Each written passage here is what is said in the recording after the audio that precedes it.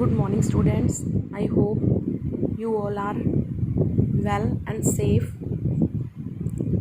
Without wasting time, let's start the lesson number 9 from poetry section. चलना हमारा काम है. आज हम बेटा इन पंक्तियों की व्याख्या करेंगे, आपको क्लियर करेंगे, आपके डाउट्स क्लियर करेंगे. ठीक है, पहले मैं आपको बता दूं कि इन पंक्तियों में क्या है, उसके बाद मैं आपको लाइन के अकॉर्डिंग ये पंक्तियाँ क्लियर करूँगी. ठीक है. प्रस्तुत कविता में कवि ने चलना हमारा काम है में अपने व्यक्तिगत जीवन के बारे में हमें बताया है. व्यक्तिगत मतलब उसने अपनी पर्सनल लाइफ के बारे में हमें बताया है. और कवि इसमें कहता है कि जीवन एक सफ़र के समान है जहां उसे निरंतर अपनी मंजिल की ओर बढ़ना है. जब वह अपनी मंजिल तक पहुंच नहीं जाता तब तक उसे आराम प्राप्त नहीं होता. जीवन के इस सफ़र में उसे अनेक मुसाफिर मिले जिनसे बात करते हुए उसका रास्ता आराम से कट गया. कभी कवि ने उन्हें अपने अनुभव बताए तो कभी उन लोगों से अपनी बात कही. इस प्रकार सुख दुख और आशा निराशा के बीच कवि का जीवन बीत रहा है. शांत व समान भाव से सुख और दुख के क्षणों को जीते हुए कवि ये समझाना चाहता है कि इस संसार में वह एकमात्र अर्थात अकेला ही ऐसा प्राणी नहीं है जिसे दुख सहना पड़ा हो. जब सभी प्राणियों और इन परिस्थितियों से गुजरना पड़ता है, अर्थात सभी प्राणियों को जब विकट परिस्थितियों से गुजरना पड़ता है तो फिर मैं क्यों अकेला ही ईश्वर से शिकायत करूं कि उसने मुझे इतना दुख क्यों दिया है. कवि हमें ये बताना चाहता है कि वह काफ़ी समय से पूर्णता की खोज में इधर उधर भटकता रहा पर उसकी खोज सफल ना हुई.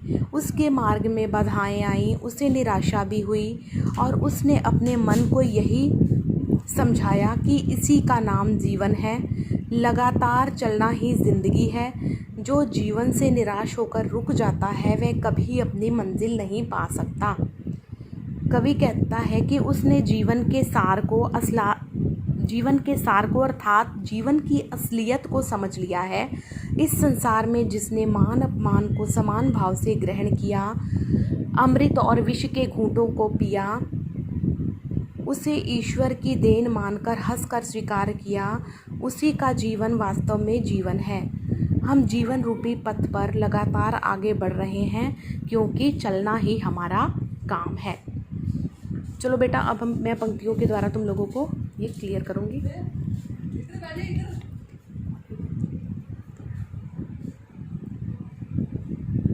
अब प्रथम पंक्तियों में देखो बेटा, गति प्रबल पैरों में भरी फिर क्यों रहूं दर दर खड़ा. कवि कहता है कि उस ईश्वर ने मेरे पैरों में तेज रफ्तार भर दी है. इसी कारण किसी जगह पर या हर दरवाजे पर रुक जाना मुझे ठीक नहीं लगता. जब आज मेरे सामने है रास्ता इतना बड़ा, जब तक ना मंजिल पा सकूं तब तक मुझे ना विराम है. इस जीवन रूपी पथ पर अभी भी मैं बीच रास्ते में हूँ, मंजिल तक नहीं पहुँच पाया हूँ. मेरे सामने लंबा रास्ता पड़ा है जिसे मुझे स्वयं ही पार करना है. जब तक मैं अपनी मंजिल पर नहीं पहुँच पाता अथवा अपना लक्ष्य नहीं प्राप्त कर लेता तब तक मैं आराम नहीं कर सकता. कवि कहता है कि बीच रास्ते में रुक जाना समझदारी नहीं है. अपनी मंजिल तक पहुंचने के लिए चलना ही हमारा काम है. अर्थात हमें सदैव अपनी मंजिल की ओर अग्रसर होते रहना चाहिए. बीच में विराम लेने से कोई लाभ नहीं है. ठीक है बेटा, क्लियर है. नेक्स्ट वाली पंक्तियों में देखो, अब कुछ कह लिया, कुछ सुन लिया, कुछ बोझ अपना बंट गया. कवि कहता है कि इस जीवन रूपी रास्ते में बहुत से लोग मिलते हैं. कभी हम उनसे कुछ कहते हैं तो कभी वे अपने जीवन के सुख दुख को हमसे साझा करते हैं, बताते हैं. इस तरह कहने सुनने से दुख का बोझ कुछ कम हो जाता है.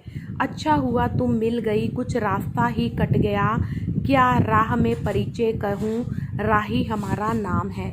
कवि इस जीवन पथ पर अपनी कविता रूपी सखी को, मतलब उसने कविता को ही अपनी सखी अर्थात दोस्त मान लिया है।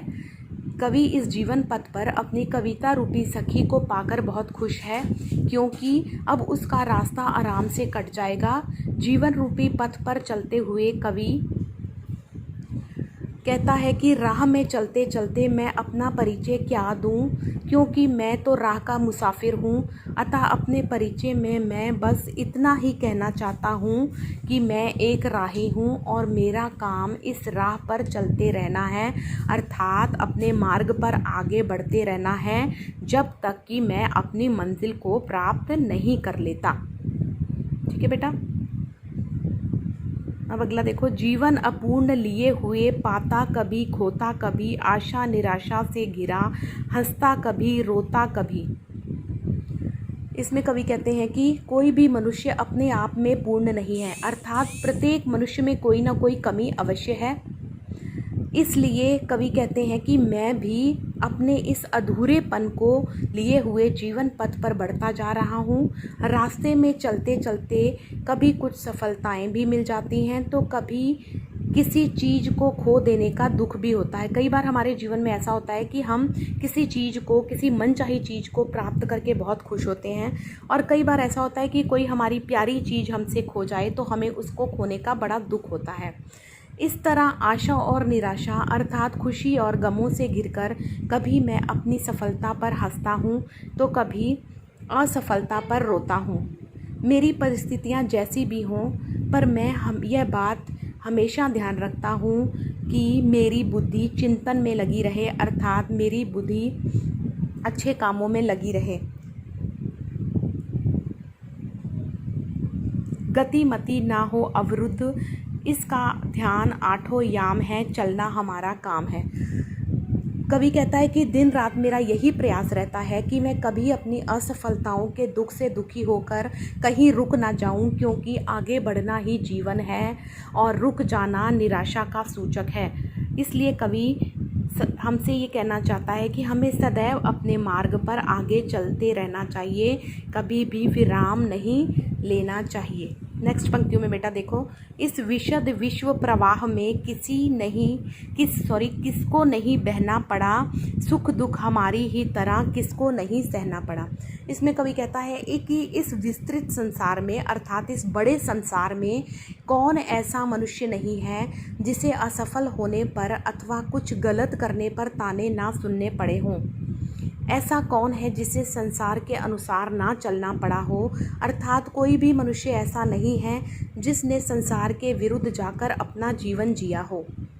कवि स्वयं को तसल्ली देते हुए कहता है कि जब सभी मनुष्य ऐसा जीवन जीते हैं, सभी मनुष्य मेरी तरह ही सुख दुख सहते हैं, तो फिर बेकार में किसी से शिकायत क्यों करूं कि ईश्वर मुझसे नाराज़ है, इसी कारण मुझे दुख अथवा कष्ट झेलने पड़ रहे हैं। कई बार ऐसा होता है बेटा कि हम जब हमारे जीवन में बहुत दुख आते हैं तो हम ईश्वर को कोसने लगते हैं। हम ईश्वर से कहते हैं कि ईश्वर तूने सारे दुख हमारे झोली में डाल दिए हैं, जबकि कवि कहता है कि सुख दुख तो जीवन का एक भाग है जो सभी के जीवन में आते जाते रहते हैं। यदि सुख है तो दुख भी आएगा और यदि दुख है तो सुख भी आएगा। इसमें दुखी होने की कोई बात नहीं है। जब तक हम अपने लक्ष्य को प्राप्त नहीं कर लेते तब तक चलना ही हमारा उद्देश्य है, तब तक चलना ही हमारा काम है। इसलिए व्यर्थ में ईश्वर को कोसने से कोई लाभ नहीं है, क्योंकि हमें सदैव निरंतर आगे बढ़ते रहना है, हमें दुखों सुखों का सामना करते रहना है।